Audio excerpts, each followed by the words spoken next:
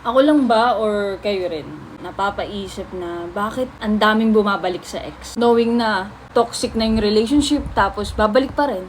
Magrarant yung friend mo sa'yo na kesyo ganito ganyan yung partner niya tapos biglang maghihiwalay sila.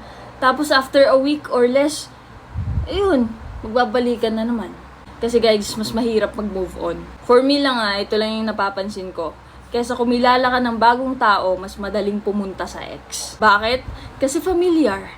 Sanay ka na, kilala mo na yung tao, alam mo na yung mga ginagawa niya, alam mo na yung ugali niya, alam mo na kung paano lalambingin, alam niya na rin kung paano kanya lalambingin. So, mas madali talaga. Kaya, ang daming nagtatagal na relationship kahit toxic na.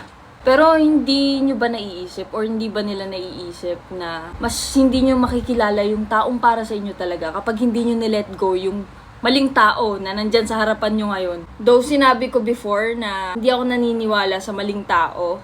Oo naman, lahat ng tao, lahat ng exes natin, for me, tama sila. Kasi naging part sila ng life natin. Nagiging part sila ng personal growth natin, ng character development natin. Yes, pero I mean, yung right person talaga na para sa'yo, hindi mo yun makikilala kapag nag-i-stick ka pa rin sa toxic relationship na meron ka ngayon. Hindi ko sinasabing hiwalayan mo yung partner mo ngayon kung toxic kayo. Kasi may era talaga na toxic yung isang relationship eh.